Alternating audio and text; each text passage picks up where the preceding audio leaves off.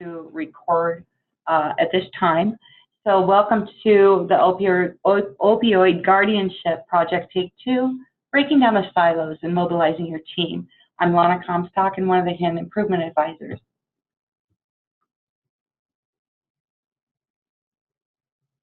Sorry about that. I'm going to try to go back. Just as a reminder for the webinar, all phone lines currently are muted, and nobody has their call placed on hold that I can hear at this time, which is a great thing.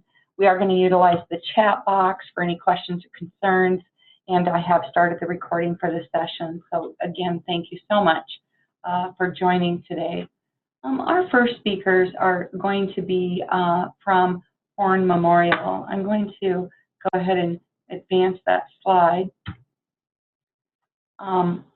They're going to share with us today about their project that they've been working on, and I'm going to have you go ahead and introduce yourselves. If you wouldn't mind, you'll have to unmute your screen, and then we'll be able to hear you. So we'll go ahead and proceed. So thank you.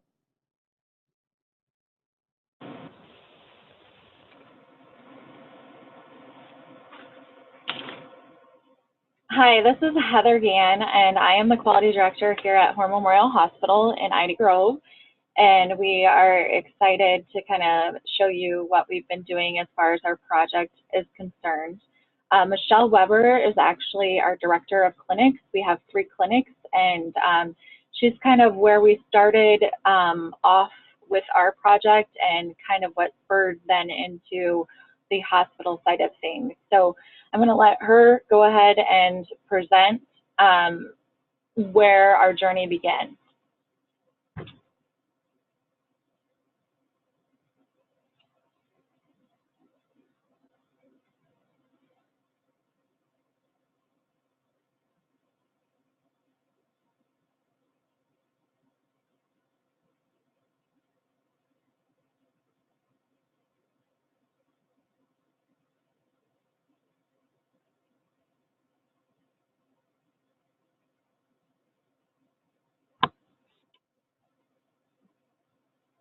So I actually have given permission to Sarah Durr to control my screen since I'm having some difficulty with my screen.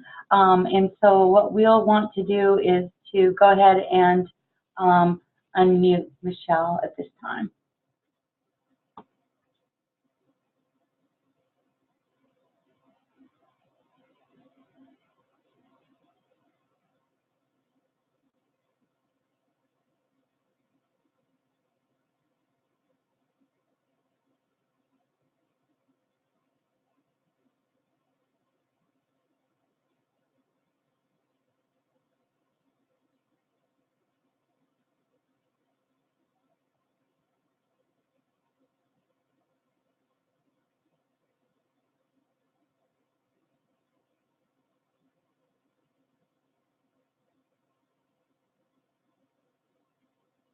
Michelle, you should be unmuted at this time. Can you go ahead and give me a testing?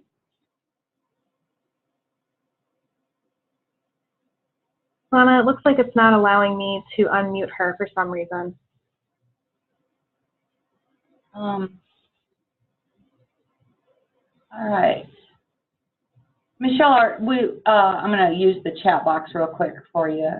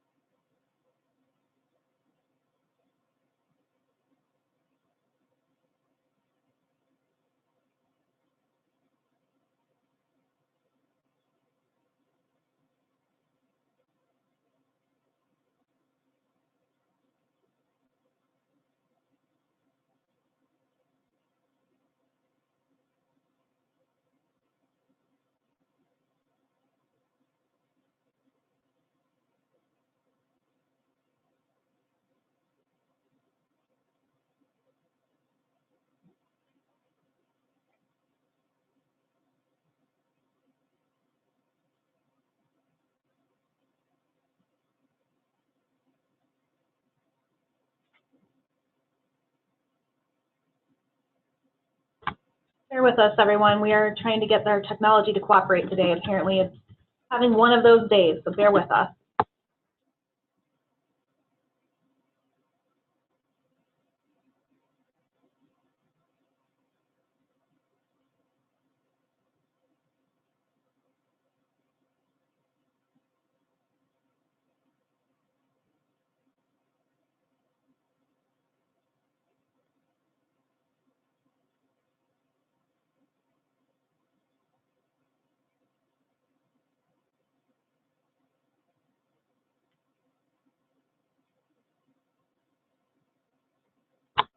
Everyone, Michelle's calling in again, so she should be with us in just a moment. I apologize for the delay.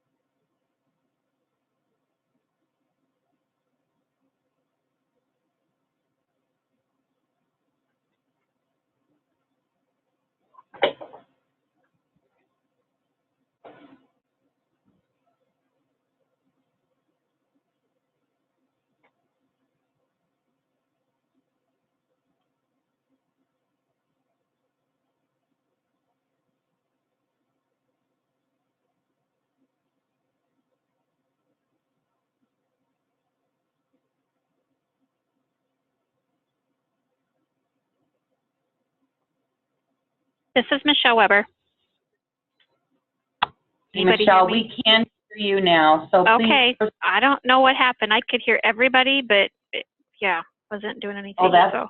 all right. These things happen, and we've got a great team that's waiting on us, so go ahead and proceed. Okay, you're welcome. I'm Michelle Weber. I'm the Director of Clinics, as Heather had said, and back in 2016, our journey began. It's hard to believe it's been already 2 years almost. What kind of got us going was about 30 to 40 miles north of us, a local provider was sanctioned for overprescribing narcotics. And so that just kind of made us look at our practices, you know, to make sure we were doing everything we should be doing, you know, number one for the patient, you know, just to, even in for the community. So we had been given a name of an attorney that specialized in defending providers that had charges brought up against them for overprescribing. So he came in, we set up a meeting. We included all of our medical staff, our case management, key clinic employees, like our health coach. They also recorded this meeting so that we could share it with others as we felt necessary as we, you know, got into this journey. So one of the things that, you know, this attorney, he shared the best practices, that what he had learned through all these you know, cases that he had been working on. You know, he mentioned the pain contracts for all patients on chronic pain medications, making sure that the PMP is being checked prior to filling these medications or as a new start, completing care plans with goals of therapy, and this would be done, you know, at every time they're seen for their chronic pain. He mentioned, I believe, like having as many tools as possible to guide you in this. So what we implemented was the PEG scoring and the DIAR scoring tools. And following up with these patients more routinely. You know, we were in the habit of twice a year, maybe once a year if they were compliant patients. So that was something we, you know, kind of knew that we'd be having to change in our practice. And he also encouraged referral to a pain specialist on an annual basis, you know, to make sure that if we were continuing to give these narcotics, that we were reaching out to those pain specialty physicians to help with the care with these patients. The next slide, please. So implementation at our clinics, was we kind of pulled some different groups together. So we created this multidisciplinary team. We used one of our physician champions, our hospital pharmacist, myself. We also included our clinic health coach, our risk management quality, or risk management compliance department, and our quality team. What we kind of started was we just, obtained some samples of pain contracts from other facilities in an area, and we actually just kind of drafted our own and kind of, pulled out things that we felt were important for us. We drafted that. We took it to all of our providers within our clinics, which is 8 providers across our 3 clinics, and got their feedback. We wanted, their suggestions, what changes do we need to have made. And actually it was a great process. They worked really well together, which made it a little easy for us. So, and then once we had that kind of where we wanted it, we did request that it go to our liability carrier to revise it and give us any feedback what they thought maybe should be done. So that was a benefit for us as well. And then once we had that done, the final copy was taken back to our providers for approval. And then, the next step was then, implementing this with the rest of the staff in our clinic. So the clinic nurses were the ones we started with, and we educated them that this was something that, we were going to need them to work together with us as a team to, kick this off. So, but we did make it, we stressed it quite a bit that this needed to come from the providers with the patients. We didn't want the nurses having to be going through this pain contract with them, because we felt that was the providers kind of their area to do. Next slide, please.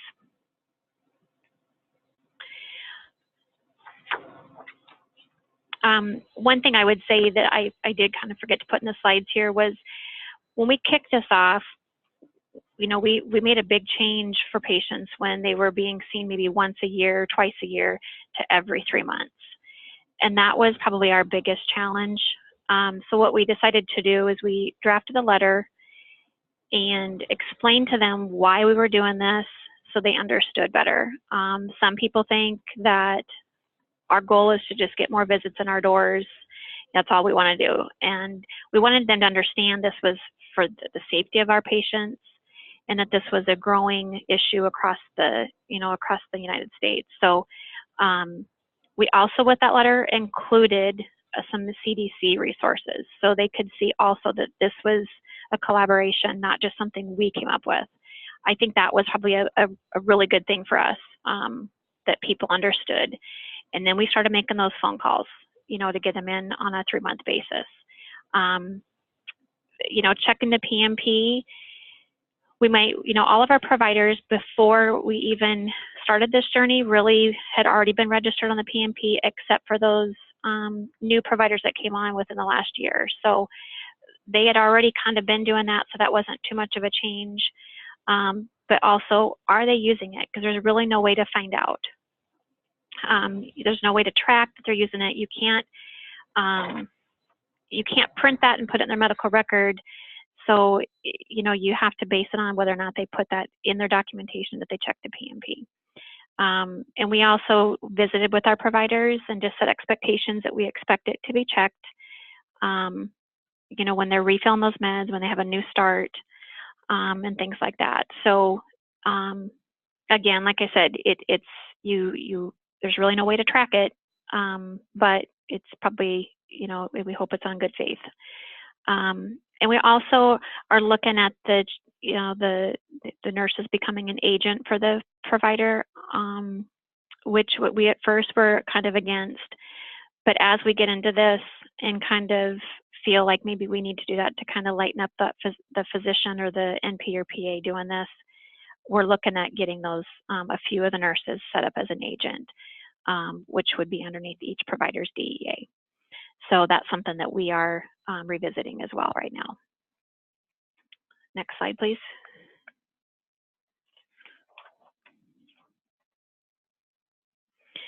One of the things whoops.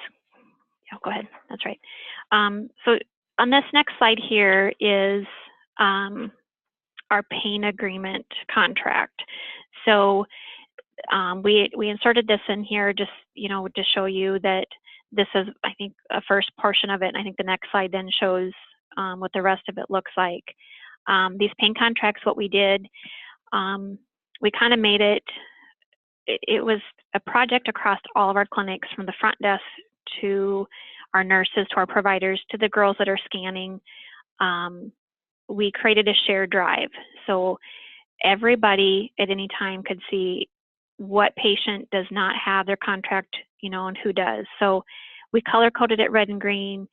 So when we started out, we had a lot of patients that didn't have a contract, and it was all red. And as those contracts were signed, they would let me know that, hey, we got so-and-so's contract signed. Can you update the spreadsheet? We didn't let them update it because, there's quite a few of us, and I just kind of wanted to keep it limited on who could make changes in there. So that was probably the best thing we did, because they got pretty competitive. Within that spreadsheet, it was by provider. And then on our huddle boards, we would put each month where they were at, what was their percentage.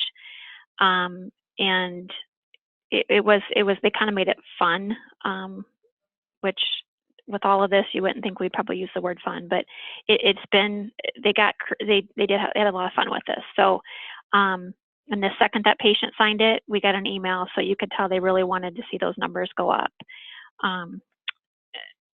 Next slide, please.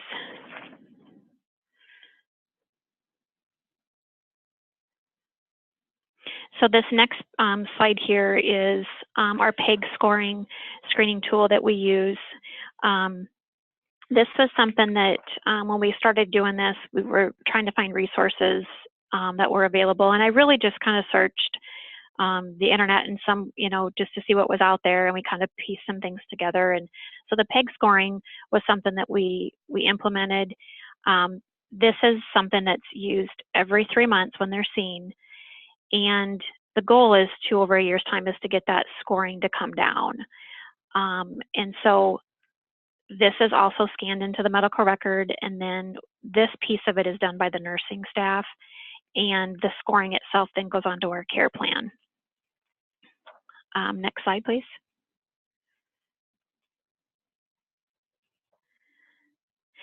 And this is our dire scoring sheet. So as we get into this, we really wanted to make sure that if we are truly going to start giving new prescriptions, we wanted to make sure that the patients were suitable. Are they a good candidate, or are they not a good candidate? So this was a tool we put together. We had one provider that she's like, this is great. I want to move forward with this. So some of them are really good about getting this out.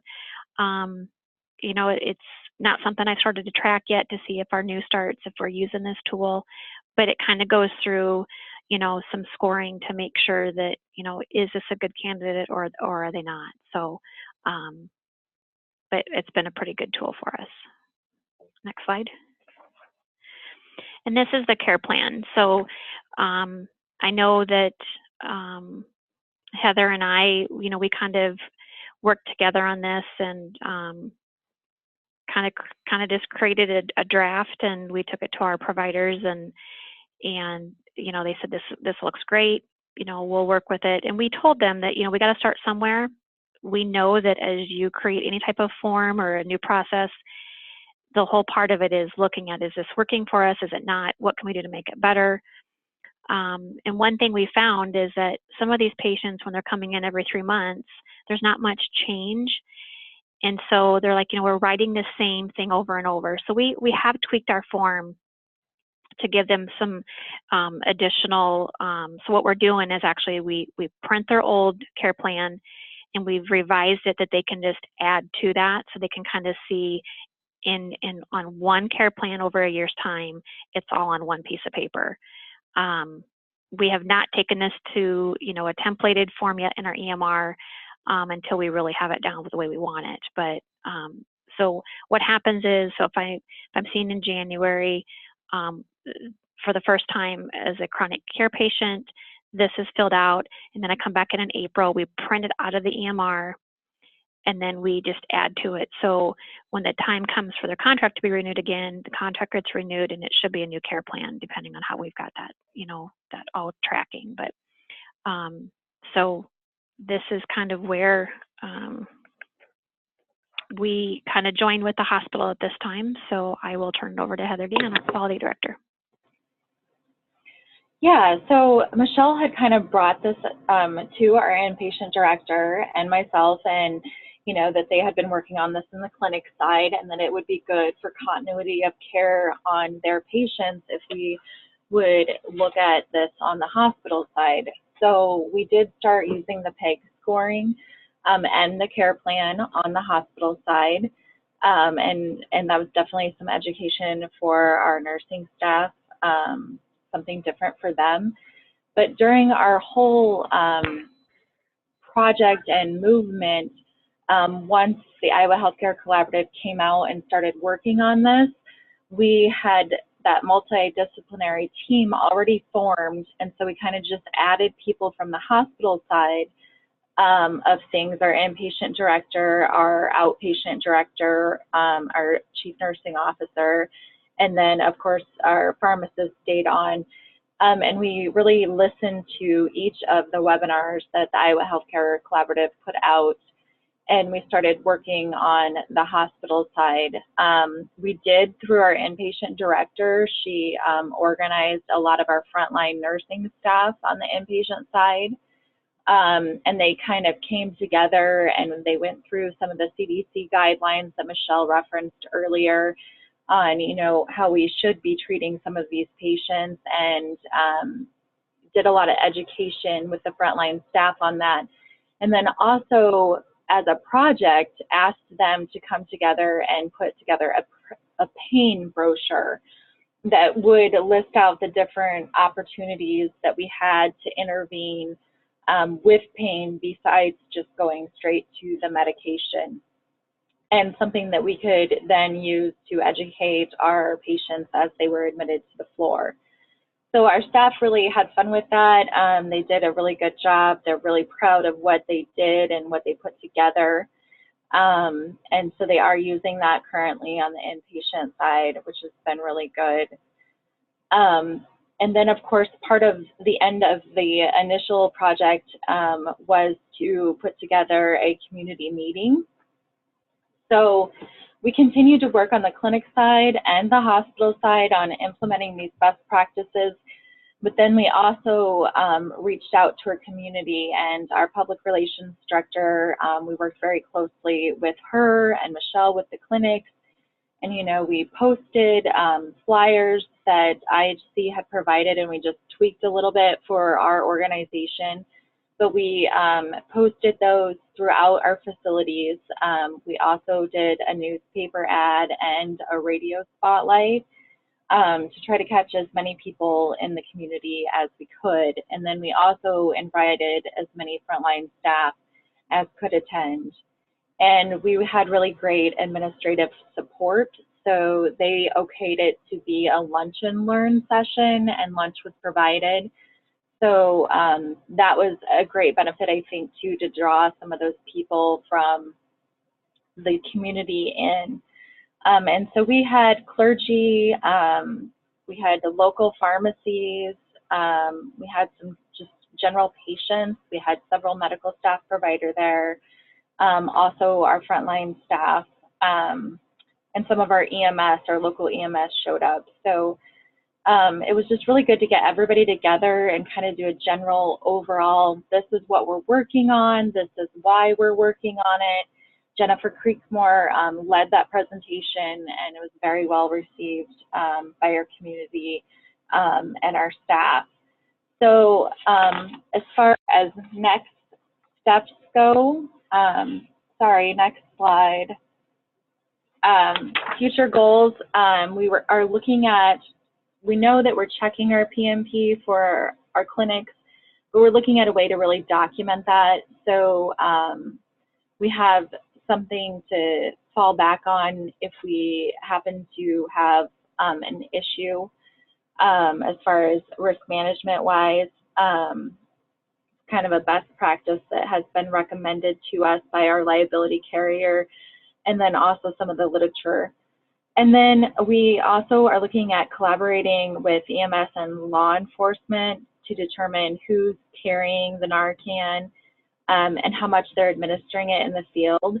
And so one of the things I have done just in the last couple of weeks is reached out to our local EMS, and what we've found is, according to the data that we're getting back on our opioid measures, we are administering Narcan at a higher rate in our ED than some of the other facilities across the state. So we were kind of advised by Lana and some of the experts at IHC to look into our community setting and see if our EMS is really providing that. And what we found out is, in talking to them, they've maybe collaboratively given it maybe twice in the last year. So that was something that I think we probably have an opportunity to reach out to them and maybe do some education. We do have our local service is just becoming paramedic level service this July. So we're hoping that along with the education that they'll be getting at that higher level of service, we can also then go out to them and do some education on this as well. And I had one of our local EMS managers actually say, thanks so much for calling. It made us check our rig. It made us make sure that we still had medication that wasn't outdated. We kind of did a review with our staff again about where it's located in our rig and the importance of this. And I'm looking into, you know, doing a full-blown kind of meeting for our staff on this, since it is coming down the pipe and you guys are looking at it. So I think it's just bringing awareness to that as well.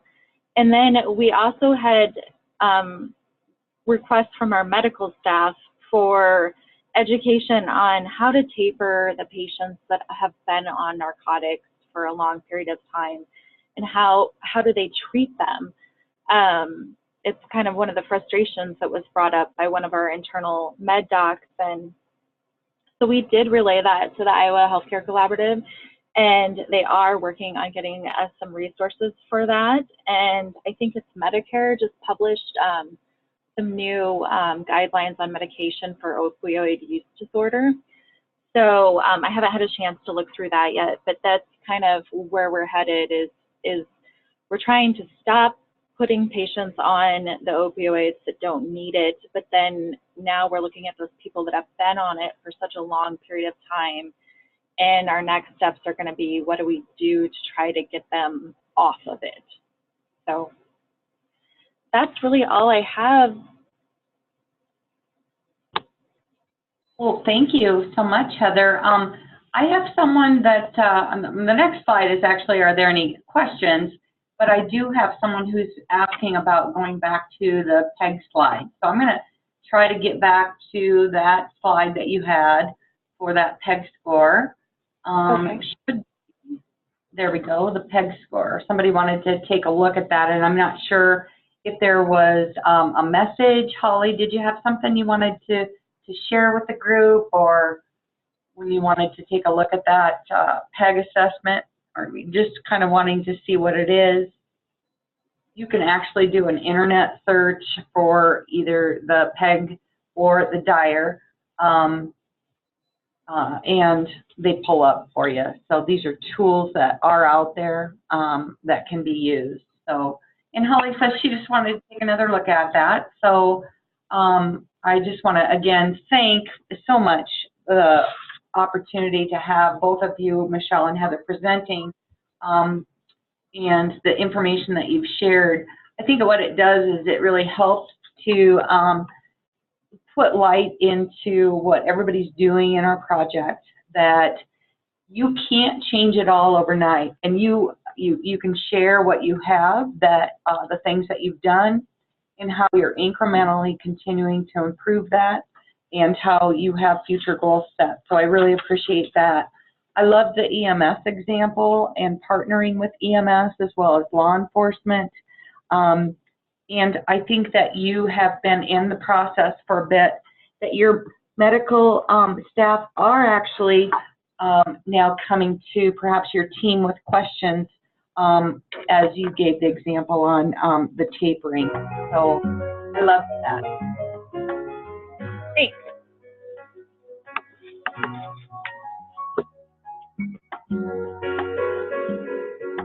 Okay, go ahead and have somebody that's on hold right now. So I'm going to go ahead and try to fix this. But as we move forward, I'd like to welcome our next presenter, Robin. She is a registered Robin meeting our practicing nurse and what is also interesting that Robin, now unmuted, she's been serving as in that role for 10 years. So Robin, I'm going to turn pain management over. Can you hear me, Lana? Not really, because of the music. So again, I'm going to ask people to not place us on hold. And let me go ahead and I'm going to mute everybody, Robin, and then unmute you. So one.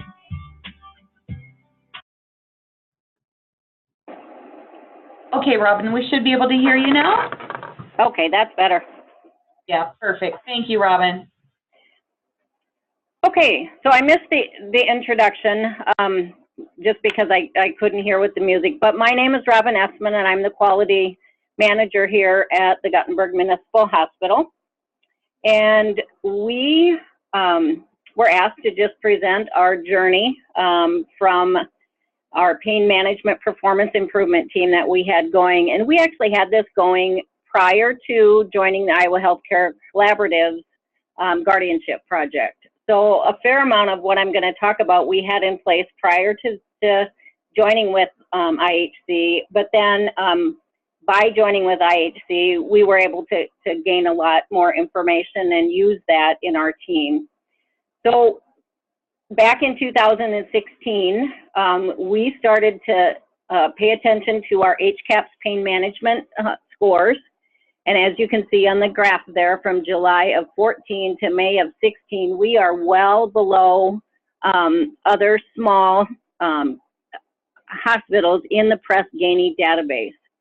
So, like I said, we started paying attention to our scores and just really felt like we really have got to make some improvements in this area. It's our lowest scoring HCAHPS score, and the quality team kind of took it on and said, let's work on making sure that our patients are being managed appropriately with regard to pain. Next slide. So as we talked about getting our team together at the quality team level, we really had done a lot of education with all of our managers around making sure that we weren't working in silos. And I know that's kind of the name of the session today. So I just wanted to show just a couple of slides that we used when we did quality education with our management team years and years ago. So we need systems, not silos, and we talk a lot about systems, but we really need to understand how is a system different. So you go back to the Free Dictionary tells you that a system is a group of interacting, interrelated, or interdependent elements forming a complex whole. So what does that really mean? Next slide. So we really kind of break that down into, we really have to have systems thinking. And what that really means is just analyzing a group of activities as a system or the whole, and not as separate things or the elements of that. So again, we talk to our managers about why is that important? Well, it really helps us see the impact of changes on the entire flow of the system. It identifies when changes may be better for one area, but then worse for the system. And it helps us ensure that proposed changes will have a positive impact on the system. So when we pull our teams together, we really talk about this a lot, in that we have to have all the players at the table when we're making any change that affects more than one department. So we've done education here all the way down to the staff level, especially when they're going to sit on a team. We do that education in advance to make them understand or help them understand how everybody has a role in solving the problem at hand.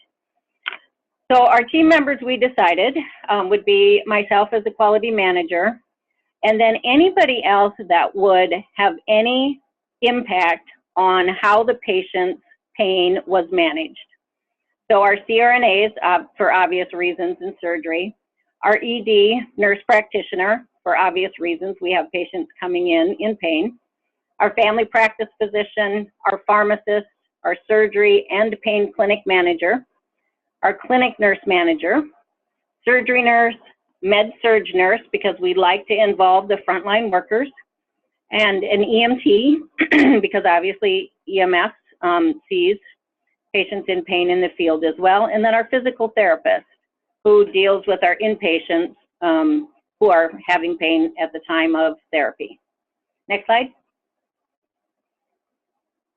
So like I said, our staff are very knowledgeable about the performance improvement process. We have several performance improvement teams, or PIT teams that we call them, going on at any given time, and our staff are really the ones that we have involved in those teams. We just feel really strongly that the staff are the one to make the changes, so they really have to have input into what is and isn't going to work. Anytime we have those members joining a team, like I talked about, I sit down with the team during the first meeting, and we really talk about what are the expectations of the team, and then you as a member have to commit to be an active member of that team. So you have to come to the meetings, you have to give input, you have to help us implement the changes that we're wanting to test, and for the most part, I don't think I've ever had to eliminate somebody from a team. We really have good employees that want involvement in their processes. So that's been really helpful for us. Next slide. So we, at our first meeting, at all of our first performance improvement team meetings, we develop a charter, and then we also work really hard on developing an aim statement. We just feel strongly that that aim really guides the team. And at the beginning of every meeting that we have, we review the aim statement so that we stay on track and on target with the goal that we're trying to accomplish. So in this case, our goal was to increase our HCAHPS rolling quarters pain management top box score to 70% or greater, and through implementation of best practice standards. Our aim was reviewed after our first goal of 12/31/17. That was a little lofty of a goal, so we did have to review that aim and extend to another year. What we found is we really, we thought this was going to be a pretty simple process, that we could just put a few things in place and we would miraculously get better. And unfortunately, this is a really, really big project that touches a lot of different places. So it was bigger than we thought. So we did extend that for another year. Next slide. So I talked about developing the charter and the project aim statement already. Our second session for our performance improvement teams is really just a brainstorming session. So everybody throws ideas out there of, this is what we think we need to do to improve our pain scores. And then at the end of that session, we look at that, and then we have a prioritization session and try to determine what our top 3 to 5 ideas are, and that's where we go with the rest of the meetings. Next slide. So our first initiative around this was staff and physician education. So we did bring in a renowned speaker He speaks nationally and actually holds a pain clinic here at our hospital. He's a CRNA, and he did education sessions for both our staff and our physicians, and they were really, really well attended. We also videotape the sessions so that as we bring on new employees, they get the same information that the rest of the staff had. Next slide. We did have all of the nurses and the physicians look at a pain management promise for caregivers, and I did include that here. I'm not going to review it, but we did ask each nurse to sign that, and that just really says that I promise that I will take care of my patient's pain and work with the patient, talk with the patient about their pain. Next slide. Our second initiative then was patient education. So we revised the pain section in our patient guidebook that really just helped the patient understand what we do for them with regard to pain management. And then our nursing staff and our physicians just continually educate the patients about the pain and their pain relief options, both pharmacological and non-pharmacological. Our third initiative was changing from a pain scale to a comfort function goal or a comfort scale. And we have implemented this both on the hospital side and on the clinic side. We're beyond this testing in one patient room. We actually have changed whiteboards, and rather than asking the patient if they're having pain, we ask them how comfortable are they, or what level of discomfort would you be able to function at doing your normal daily activities. So that part of the comfort function goal has been really important for us, that we get away from asking patients if they're having pain, because that's a negative connotation, and really says to the patient, oh, you're asking me if I have pain, I must have pain. So we kind of switched that around, and we actually have seen some success with using that, and the nurses, you know, it's taken some time to get them used to changing that scripting, but it really is working quite well. Next slide. We also in the emergency department have for many years had a policy that we will not prescribe narcotic pain medications for chronic pain. This is a tough one because we do have those patients that come in and want their prescription for that. But we do clearly talk about our policy. We have it posted outside of the emergency department, and the wording you can see there on that slide. Next slide. On the clinic side, we do things similar to the last presentation that you heard, so I won't spend a lot of time on this, and I know we're coming up close to time. So we do the same kind of things. Rather than a pain contract, we've changed that wording because, again, we don't like to use the word pain. So we've changed that now to be a medication use agreement. So every person that is on or prescribed opioids or a narcotic gets placed on this medication use agreement. And again, it's similar to the last one that you heard. Next slide. So the medication use agreement, so this is everything that we have included in the agreement. No refills before they're due. You have to treat your providers and your nurses with respect. You have to agree to drug screens routinely, random pill counts, cannot do outside drug seeking. Lost or stolen medications are never refilled without a police report, making that claim valid. And then every year they have to re-sign the agreement. And then we have a zero tolerance policy. So if any of our patients veer outside of this, they are automatically eliminated from our medication use agreement and will no longer be prescribed those medications. Next slide. So we also use some tools in the clinic similar to the last presentation that you heard. So we use what's called the ORT tool. It's just another tool that identifies patients that might be at a higher risk for misusing the narcotic pain medications. If they score too high on that, we do not prescribe the opioids or narcotics for them. Next slide. Patients have to have an office visit at least every 3 months, and at each office visit, we do that pain assessment by the patient answering the questions and talking with the provider about, do we really need to continue with this, and maybe what are some other options. Next slide. Again, these are just some additional tools that we use. We do the urine drug screen collection, and then we use a COM score.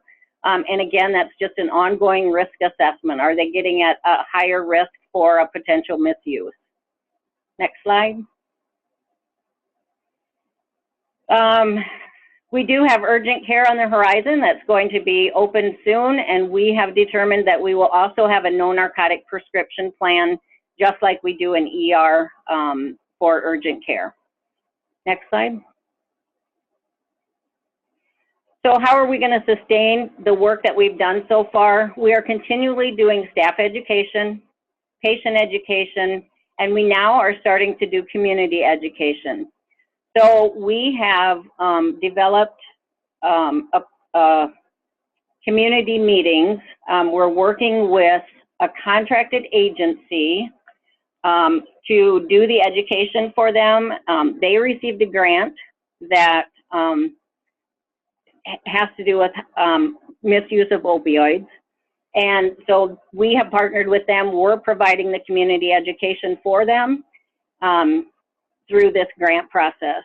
So we're going in 4 counties. We did our first session this week, and that was here in our county. We're also doing Decorah, Waukon, and Cresco. We've had news articles, we've had brochures posted to talk about these community education sessions. We also have talked that we're going to bring this to some local community groups and try to get more education out there, just about what can our community do to try to help this national crisis. Next slide. So you can look where we were at before is on the left, 2014 to 2016. You can see we're well below our peers. We're the blue line, the peers are the red line. And 2016 to 2018, we've made some progress. We have a long way to go yet, but you can see that we are at or above our peers now with that. So we know we have, like I said, we have a lot of work to do, but we are seeing some sustainment in our improvement efforts. Next slide.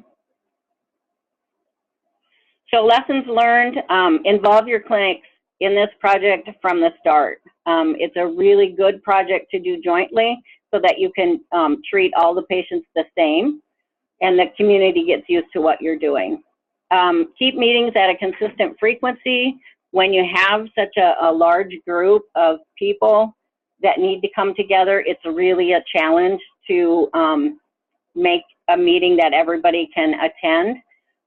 So what we found is we had to just set a consistent day, and we met initially for every 2 weeks. And we send out meeting invites for that so it gets on everybody's calendar. Make adjustments throughout the process. Don't be afraid to have a test fail. You just learn from the failure. Always consider who is going to be affected by the changes you want to make and involve them.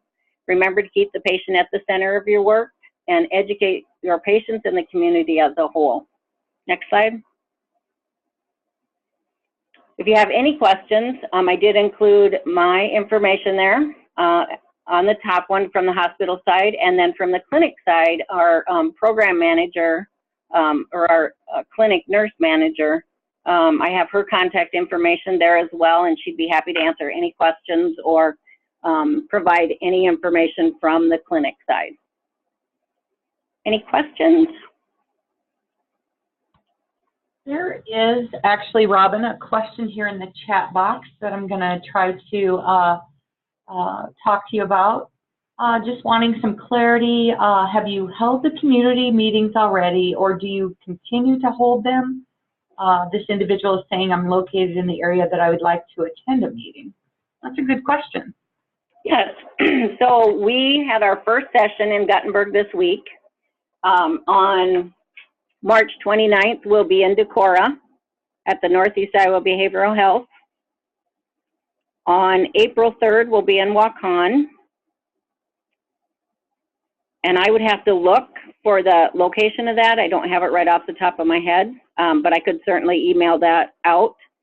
And then on April 5th, we'll be in Cresco. All of those sessions are at 7 o'clock p.m. and our presentation lasts approximately an hour. Oh, that's excellent. Thank you so much. So people that are in the area, definitely if you want to see what that community meeting's all about and learn some new best practices from Guttenberg, that'd be great. I will share your contact information if anybody contacts me, but we can show your slide again at the end. Okay. Any ideas? Here's another question for you, Robin. Any ideas on a step-down program for those on opioids? So I know they're working on the clinic side. They're working on that. They do work. I didn't include in there about the care plans. They do work with patients on that type of thing as well. I will have to check. I actually took notes from the last presentation that I'm not sure if that's something they do on the clinic side. I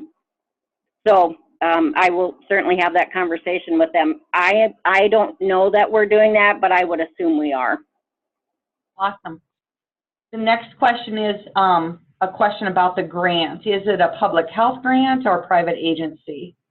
So it's through Northeast Iowa Behavioral Health. They received a grant, and they've done a number of things with the grant money. So they've purchased Narcan, a lot of Narcan for the 4 counties, and they equipped fire departments, law enforcement, first responder agencies, and some EMS agencies with Narcan and provided the training for that. And then the other piece of that grant is community education, and they asked us to hold those sessions for them, so we contracted with them to do that. Excellent. Robin, that's just excellent. If I get anybody who wants your contact information, if they miss that, I will make sure that I provide that to them. I'm pulling up your slide again, but here's Robin's email address, and she is the quality manager there at Guttenberg, and her phone number is 563-252-5531. So, yeah, I know you've been very willing to help us and help others. So thank you so much for your great presentation, Robin. I certainly appreciate it, and I know there were many questions as people are on different roads for their journey in our opioids. So thank you again.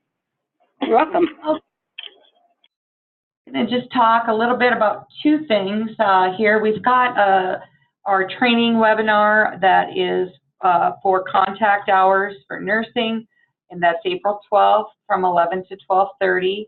The topic is the untold stories of diversion.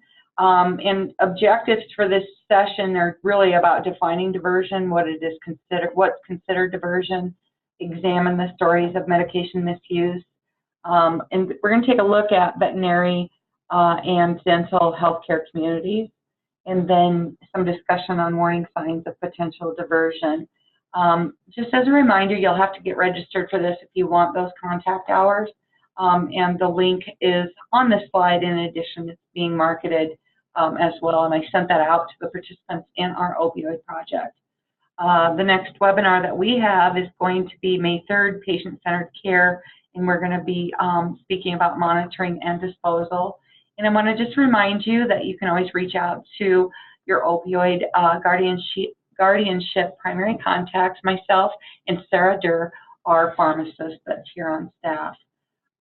At this time, I'm just taking a look. There are no more questions.